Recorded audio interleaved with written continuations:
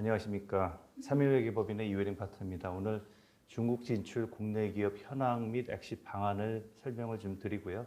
아울러 유의점에 대해서도 엑싯할 때 유의점에 대해서도 실무를 바탕으로 설명을 좀 드리도록 하겠습니다.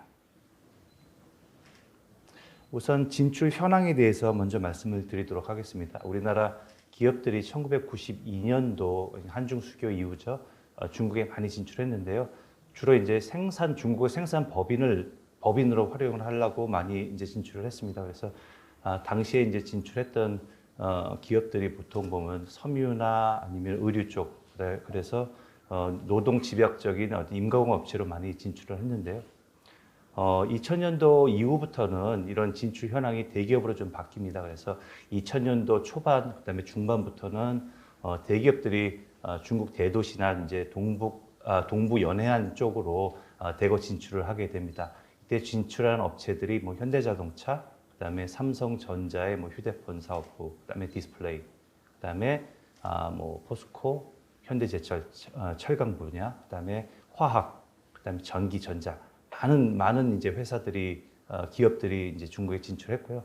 이와 더불어 수많은 대기업들의 협력사죠. 대기업들의 협력사, 벤더사들이 대거 진출하게 됩니다. 그래서 2000년도 초반부터 중반, 후반까지 중국에 진출한 기업들이 이제 피크를 이뤘고요.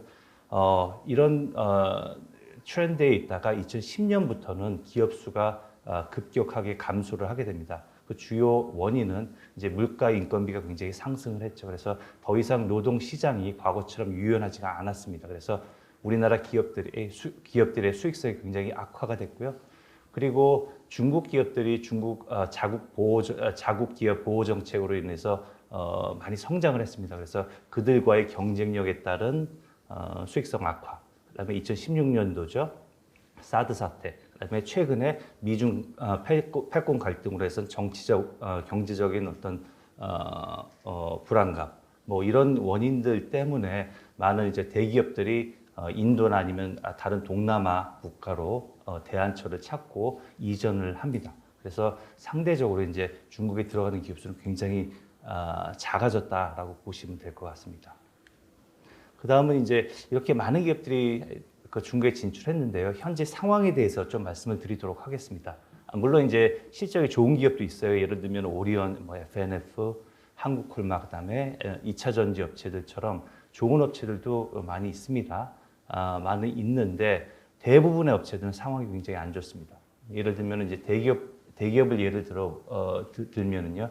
2022년도 이제 연간 매출이 16년도에 비해서 한 40% 정도 하락했다라고 합니다. 물론 이거는 이제 최근에 매출이 급성장하는 배터리나 반도체 부분은 제외하고 말씀을 드리는 겁니다. 그래서 상황이 굉장히 안 좋고요. 삼성전자를 예를 들어보면 2023년도 상반기 매출이 17조 8천억 원으로 전년도 동기 대비 한 12조 정도 급감해서 역대 최대를 기록했다라고 하고요. 하이닉스 역시 매출이 반토막 났다라고 합니다. 현대자동차 역시 과거에는 한참 좋을 때는 10% 중국 시장 점유율이죠. 점유율이 10% 정도 됐는데 현재는 1%대로 주저앉았고요. 이뿐만 아니라 뭐 철강, 화학, 모든 기업들이 안 좋다고 보시면 되고요. 당연히 이제 대기업과 같이 종반 진출한 벤더사들의 실적도 굉장히 안 좋은 상황입니다. 그래서 이런 기업들이 많이 철수를 하고 있는 상황이고요. 기업별로 그럼 어떻게 철수를 하고 있고 역시 방향성에 대해서 어떻게 되는지에 대해서 좀 설명을 드리도록 하겠습니다. 일단 대기업들을 좀 말씀을 드리도록 하겠습니다. 대기업의 이제 엑싯 방안은 뭐 롯데 기업처럼 완전히 철수하는 기업도 있고요. 현대자동차처럼 중국이라는 어떤 시장, 어떤 거점이 굉장히 중요해서 전략적으로 이제 남아있자라고 하는 기업들도 있습니다. 이런 경우에는 주요 거점은 그대로 유지를 한 채 나머지 거점, 나머지 법인이죠. 지역이 이제 여러 군데 있으니까 그 법인이 이제 철수하는 방식으로 하고요. 삼성전자처럼 어떤 사업부별로 철수하는 것도 있습니다. 그래서 결론은 굉장히 많은 기업들이 이제 대기업들이 철수를 하고 있다라고 보시면 될 거고요. 예를 들면 현대자동차 베이징 1공장이 21년도에 이제 매각을 했고요. 창조 공장, 충칭 공장 역시 폐쇄를 단행을 했습니다. 휴대폰 삼성전자 휴대폰 사업 라인도 중단을 했고요. 그다음에 과거에 그 삼성전자 프린팅 사업부도 휴레패커드에 매각을 한 바 있습니다. 이와 더불어 포스코도 그 코일 공장을 광주 코일 공장을 매각을 했고요. 현대제철도 충칭이랑 베이징 공장을 폐쇄를 하고 아마 매각 절차를 밟고 있는 걸로 알고 있습니다. 그래서 많은 대기업들이 철수를 하고 있고요. 2017년도 이후에 철수한 대기업의 그 법인 수가 46곳이라고 합니다. 그 다음에는 이제 벤더사와 중국 진출한 중소 중견 기업에 대해서 말씀을 드리도록 하겠습니다. 이들이 느끼는 체감 온도는 훨씬 낮거든요. 대기업처럼 어떤 뭐 수익성 하락됐다라고 해도 그거를 견딜 수 있는 대규모 손실이 났을 때 견딜 수 있는 체력이 별로 많이 없습니다. 그래서 이런 회사들은 어떤 대규모 손실이 나고 적자 자본이 계속 줄어들고 적자로 돌아섰을 때는 선택지가 많이 없습니다. 그래서 항상 이제 철수를 고려를 하시고 계시고요.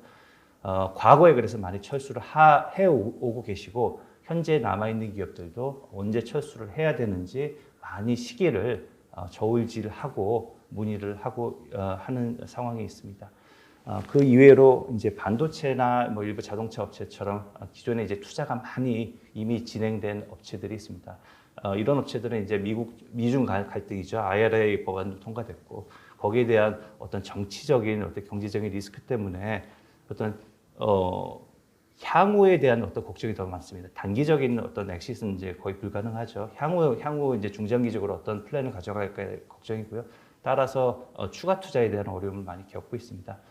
그리고 이제 나머지 일부 수익성이 그래도 여전히 좋은 업체들이 좀 있어요. 예를 들면은 뭐 글로벌 업체들한테 납품하는 우리나라 기업들이죠. 제조업체들, 뭐 건설 기자재 업체 아니면 테슬라나 이런 데 납품을 하는 우리 전기차 향 부품 제조업체들이 있는데요. 이들 업체는 여전히 좋은 실적이 좋은 좋은 기업들도 많이 있습니다. 근데 이 기업들 역시 중장기적으로 과연 중국이라는 데가 중장기적으로 안전한 투자처냐, 안전한 생산 기지냐라는 데는 현재 상황에 비추어 봤을 때 좀 의구심을 많이 갖고 있는 분들도 많이 있습니다. 그래서 이분들도 철수를 고려하고 계신 분들 상당히 많이 있는데 이분들은 이제 바로 이제 100% 철수를 하는 것보다는 중국 기업들과 같이 영업을 하고 그다음에 중국 기업들한테 일부 지분을 매각함으로써 일부 철수하는 방식을 고려를 많이 하고 있습니다. 그래서 다시 종합적으로 말씀드리면 대기업과 그다음에 관련돼서 어떤 벤더사들 그다음에 실적이 나는 많은 중소기업들은 현재 엑시트를 많이 고려를 하고 계시다라는 말씀을 드리고요. 조금 특이한 점은 과거와는 틀리게 현재 뭐 작년부터 시작했죠. 재작년부터 시작해서 조인트 벤처를 원하는 기업들이 한국 기업들이 상당히 많이 생긴다 이렇게 말씀을 드리도록 하겠습니다. 그러면 이제 100% 철수하는 방안이죠. 그것과 조인트 벤처 일부 엑시트, 조인트 벤처를 통한 일부 엑시트에 대해서 차이점에 대해서 그다음에 특징에 대해서 잠시 설명을 드리도록 하겠습니다. 엑시트는 이제 철수라는 의미고요. 우리나라 기업들이 중국에서 철수하는 경우에는 대부분 일단 일반적인 M&A랑 좀 틀립니다. 대부분 뭐 영업권이 없다라고 하는데 그 이유는 이제 수익성이 급격하게 하락이 돼서 수익성이 없습니다. 향후에도 어떤 턴어라운드나 수익성이 좋을 기미가 안 보이고 그다음에 중국 기업에 혹시 매각을 했을 때도 독자적으로 매출을 일으킬 수 있는 영속성이 없는 기업들이 대부분 많이 있습니다. 그래서 영업권이 없고요. 그래서 밸류에이션은 순자산의 공정가치로 대부분 합니다. 그래서 순자산의 공정가치로 대부분 하고요. 여기서 엑시 철수할 때 방안에 대해서 좀 말씀을 드리면 두 가지 방안이 있습니다. 보통 청산과 매각의 방법이 있는데요. 청산은 중국이라는 특성상 청산 절차가 쉽지 않습니다. 따라서 매각을 통해서 철수를 하게 됩니다. 그래서 지금 말씀드리는 엑시트다라고 하는 것은 다 매각을 통한 매각을 통한 철수라고 보시면 될 것 같습니다. 그다음에 잠재 투자자는 뭐 이종업체와 동종업계가 있을 거고요. 동종업계는 어떤 영업권을 인수하는 게 아니기 때문에 대부분의 캐파를 갖다가 수요 확장 목적으로 하는 동족 기업들이 대부분이고요. 이종 업체는 왜 이 회사를 사냐라고 하면은 우리나라 기업들이 초기에 많이 진출한 기업들이 많이 있습니다. 그래서 요지에 많이 있고요. 좋은 도시, 대도시나 아니면 연해안 그 해안가에 많이 있기 때문에 요지에 많이 있는 그런 그 거처를 확보하기 위해서 사는 기업들이 많습니다. 그래서 그런 이종업체들도 많이 매수자가 되고요. 장점은 아무래도 이제 추가적으로 자본 투여가 불필요하고 손실을 더 이상 손실을 단절한다는 게 이제 가장 큰 장점이고요. 또한 관계사 채권 채무가 이제 복잡하게 연결이 돼 있을 때 관계사 채권 채무를 끊을 수 있다. 그다음에 대부분 다 이제 그 중국 법인은 은행 차입금을 가지고 있습니다. 은행 차입금이 중국 차입금이 아니라 한국에서 이제 빌려온 차입금인데요. 보통 다 이제 모회사가 연대 보증을 합니다. 그래서 만약에 엑시스를 하면은 이런 연대 보증도 어떤 부담감에서 해소되니까 좋은 점이 있겠죠. 단점은 그냥 이종업계 인수할 때는 순자산의 공정가치로 하기 때문에 순자산, 예를 들면 기계장치 같은 경우는 큰 밸류가 없습니다. 그래서 순자산이 굉장히 낮아질 수 있다. 이 정도로 보시면 될 것 같고요. JV 같은 경우는 조인트 벤처 같은 경우에는 중국 기업에 매각을 한다는 자체가 어떤 영업권이 있다는 소리입니다. 매출도 잘 일어나고 있고, 그다음에 향후 방향성도 좋고 수익성도 좋다라고 판단이 되기 때문에 이제 중국 기업들이 들어오는 거고요. 밸류에이션 방법론은 순자산의 공정가치 어떤 프리미엄을 하기도 하고요. 에비타 어떤 지수에 대한 멀티플을 사용하기도 하고요. 그다음에 현금 흐름을 검토를 해서 하기도 합니다. 잠재 투자자는 동종업계 그다음에 유사업종이라고 해도 될 것 같습니다. 그래서 기술력이나 그다음에 한국에 없는 거래처와 판매망에 도움을 줄 수 있는 그런 업체들이 될 수 있을 거고요. 장점은 일부 엑시스를 하니까 미래에 대한 어떤 리스크를 갖다가 해지할 수 있고요. 또한 장점은 혹시라도 이제 중국 사정이 굉장히 좋아졌을 때 중국에서 엑시스를 하지 않기 때문에 빠르게 다시 중국 시장을 공략할 수 있다라는 어떤 그런 장점들이 있습니다. 단점은 간단하게 말해서는 시도는 많으나 성공률이 굉장히 낮습니다. 그래서 그게 단점이고요. 낮은 이유는 밸류에이션, 처음에는 밸류에이션이 좋다라고 하지만 협상 과정에 가면서 밸류에이션 자체가 굉장히 틀려지는 경우가 상당히 많이 있고요. 경영권에 대한 이슈, 누가 어떻게 경영을 하느냐, 어떻게 엑시스를 하느냐에 대한 어떤 갭을 갖다가 줄이는 게 상당히 어렵습니다. 어려운 이유도 서로 생각이 다르서 어렵기도 하겠지만 문화적인 차이도 있고 사회적인 차이도 있고 그다음에 커뮤니케이션 오류도 있고요. 그래서 상당히 이 성공률은 낮다라고 보시면 될 것 같습니다. 중국 엑시 기업의 주요 업종에 대해서 말씀을 드리도록 하겠습니다. 이거는 3일이 자문한 건수로 보시면 될 것 같은데요. 2017년 이후에 저희들이 이제 자동차 부품 제조 관련돼서 한 11건을 수행을 해오고 있고요. 전자 부품은 6건, 사료 3건, 화장품 2건, 철강 2건, 이런 식으로 건설 장비도 있고요. 가죽 가공도 있고요. 그래서 한 총 30건을 해오고 있는데요. 다 제조업이라고 보시면 될 것 같습니다. 이제 제조업 위주로 다 이제 나오고 계시고요. 매수자 형태를 보시면 한 10%에서 20%가 동종업계였어요. 동종업계라고 하면 그 생산량을 늘리기 위해서 이제 인수를 했고요. 나머지 10%, 또 다른 10%가 이종업계지만 내가 신사업을 한번 해볼까? 어차피 한국에 이제 생산 시설과 제조 기술은 거기에 있으니까 인수를 하면은 그 업종에 이제 빨리 들어갈 수 있는 어떤 이점이 있습니다. 그래서 신사업을 한번 영위를 해볼까? 이종이지만 이런 기업들이 한 10% 있었고요. 한 60%, 70%는 이종업계였습니다. 이종업계인데 부동산을 위해서, 그 자리를 위해서, 그 위치를 위해서 거기다 이제 본인 생산 거점을 만들기 위해서 인수라는 경우가 한 60%, 70% 된다고 보시면 될 것 같습니다. 이슈 사항에 대해서 말씀을 드리도록 하겠는데요. 이 전에 엑시 프로세스에 대해서 먼저 말씀을 드리도록 하겠습니다. 엑시 프로세스는 이제 철수는 이제 매각이라고 아까 대부분 매각으로 통해서 해야 된다고 말씀을 드렸고요. 1단계, 2단계로 나눠져 있습니다. 첫 번째는 M&A까지의 단계라고 보시면 되고요. M&A는 일반적인 M&A랑 거의 대동소이하다고 보시면 됩니다. 그래서 M&A 처음에 이제 전략 수립을 하고 잠재 매수자를 찾고 실사와 그다음에 매수 계약서, 주식 양수도 계약서를 체결하고요. 돈을 납입하면 끝나는데 중국은 이 이후에 중국의 승인 절차, 정부의 승인 절차가 상당히 까다롭습니다. 그래서 2개월 이상의 중국 정부 승인 절차를 거쳐야 되고요. 공산국, 그다음에 그 돈 납입한 이후에 공산국, 상무국, 그다음에 감정평가서를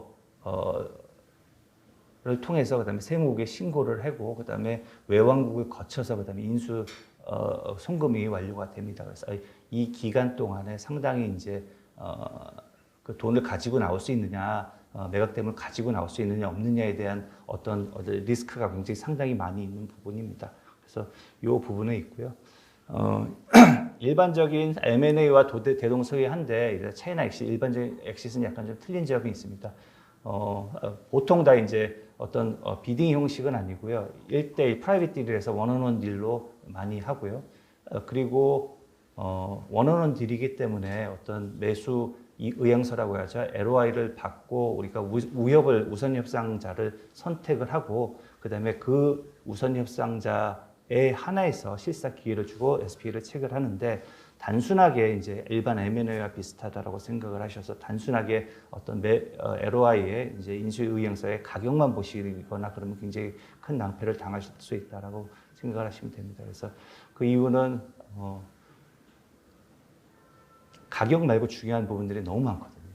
매각 대금은 어떤 식으로 지불을 해야 되냐, 그다음에 몇 번 지급해야 되냐, 그다음에 어떨 때 매각 대금을 몰치를 하느냐, 그다음에 실사 조정 사항은 어떻게 해야 되느냐, 뭐 이런 굉장히 복잡한 부분들이 많기 때문에요. 이런 것들을 확정 짓고 가지 않으면 나중에 이제 실사 이후에 SPA 단계, SPA는 이제 매수 매도 계약서죠. 계약서 단계에 굉장히 낭패를 보고 실패할 확률이 많습니다. 그래서 그 전에 미리 이제 텀시시나 MOU, 디테일한 MOU를 통해서 이런 부분들을 확정을 짓고 가는 게 좋습니다.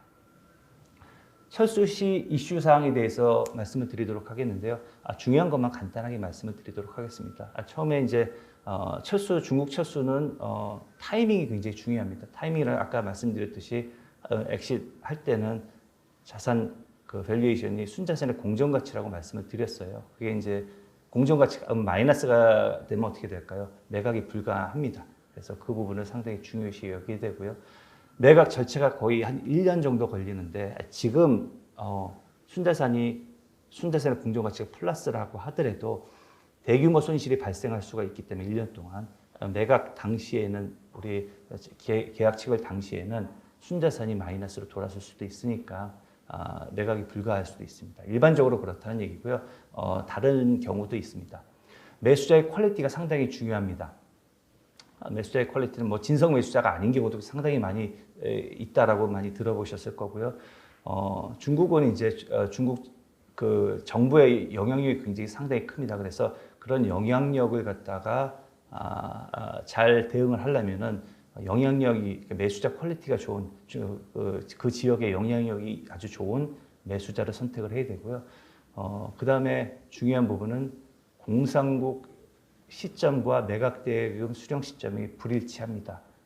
이유는 이제 아까도 말씀드렸듯이 어떤 SPA를 체결하고 공산국이라는 어떤 그 프로세스를 거쳐야 되거든요. 공산국이라고 하면 영업집조를 변경하는 단체입니다. 정부 기관이고요. 영업집조는 우리나라 말로는 법인 등기부 등본이죠. 그래서 법인 자체가 이제 남의 중국 회사의 소유가 넘어가는데 우리가 그 매각 대금은 아직도 중국에 남아 있는 상황입니다. 그래서 그 차이가 불일치에 의한 차이로 해서 굉장히 이제 많은 이슈들이 나오죠. 그러니까 말씀드리면 이제 점령군이라고 하죠. 이제 내 회사는 아니고 인수자가 와서 이제 내 회사는 마음대로 캐시도 하고 경영도 하는데 내 돈은 아직도 중국에 있습니다. 그래서 2개월이나 시간이 거기서 묶여 있는 거고요. 그 돈을 가지고 나오려면 중국의 그 매수자의 도움이 절대로 필요하거든요. 그래서 중국 이제 매수자들이 조금 이제 안 좋은 생각을 가지고 돈을 가지고 나오려면 매각대금을 깎아줘라. 와서 보니까 이런 점이 안 좋다라고 해서 굉장하게 이슈를 많이 제기를 합니다. 그래서 그 부분에 대한 어떤 프로텍션 사항 그런 부분들도 이제 우리 계약서에 잘 정리가 돼야 될 것 같습니다. 그리고 뭐 시간 관계상 간단히 말씀을 드리면요, 지방 정부의 승인이 상당히 중요합니다. 지방 정부 승인이라고 말씀을 드리는데 아까 말씀드렸듯이 뭐 공산국, 상무국, 세무국, 그다음에 외환국 거쳐갖고 이제 나오는데. 개발구 단계에서 개발구라고 해서 이제 개발구거든요. 이제 국이 아니라 개발구 단계에서 승인을 불허하는 경우도 있습니다. 그래서 매수자의 적격성도 따져볼 수도 있고요. 그래서 이제 더욱이 이제 지방 정부나 이런데 이해관계 매수자의 퀄리티가 더 중요한 상황이 있습니다.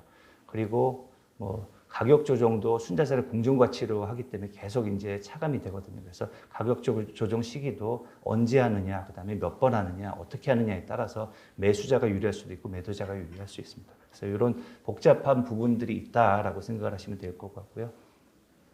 밸류에이션 방법론은 간단하게 말씀드리면 순자산의 공정 가치라고 보시면 됩니다. 그리고 경제보상금 뭐 이슈가 있는데 경제보상금은 중국의 이제 그 북상 장부상 부채로 계상되어 있지 않으나 매각할 때는 경제보상금도 부채로 계상하셔서 매각 대금에서 차감을 하신다고 보시면 될 것 같습니다. XCC의 주요 계약사항에 대해서 말씀을 드리도록 하겠습니다. 아까 말씀드렸듯이 텀시트과 SPA 두 개로 나누는데 텀시트는 아주 중요한 사항들만 텀시트에다 해놓고요. 완전히 체결을 하고 합의를 해놓고 그 다음에 이제 SPA는 혹시라도 어떤 이견이 있더라도 SPA는 문제가 없을 사항만 남겨놓고 대부분은 다 이제 텀시트에서 결정을 하고 넘어가셔야 될 것 같습니다. 그래서 텀시트 체결 사항은 거래 가격이나 뭐 거래 가격 조정 사항, 계약금, 에스크로 개설 절차, 실사 기간 및 방식, 그다음에 뭐 독점 기간 등 이렇게 중요한 부분들 하고요. 나머지 부분은 SPA에서 결정을 하시면 될 것 같습니다. 마지막으로 이제 조인트 벤처 어그리먼트인데요. 아까 말씀드렸듯이 JV는 뭐 시도는 많으나 어렵다라고 했습니다. 그래서 우리가 SHA라고 해서 Shareholder Agreement라고 하는데요. 그런 서로의 이견 사항을 여기에 다 담는 어떤 어그리먼트거든요. 그래서 그 부분을 간단하게 말씀을 드리면은 지배 구조를 어떻게 할 거냐, 그래서 이사회 구성은 어떻게 할 거냐, 주총에서 어떤 사항들을 합의할 거냐, 그다음에 경영진흥 구성은 어떻게 하고 어떤 뭐 위원회는 어떻게 구성할 거냐에 대한 사항을 여기 담고요. 배당은 어떤 방식으로 할 거냐, 그다음에 또 중요한 부분이죠. 남아있는 지분은 어떻게 양도할 것이냐, 양도는 어느 때 금지가 되고요. 그다음에 3자 양도는 어떤 방식으로 하고, 내가 만약에 풋옵션이 행사할 수 있느냐, 아니면 상대방에서 콜옵션이 행사할 수 있느냐, 이런 부분들을 상당히 디테일하게 해야 됩니다. 그리고 경영상의 교착 상태에 있을 때 어떤 식으로 해결을 하느냐, 이런 디테일한 부분들이 굉장히 복잡한 과정이 있습니다. 그래서 그 과정을 이제 우리 SHA라고 해서 Shareholder Agreement에 담는 과정입니다. 그래서 그렇게 복잡한 과정이 있으니까 그때 엑시트 할 때는 많은 주의가 필요할 것 같습니다. 네, 이상으로 발표를 마치도록 하겠습니다.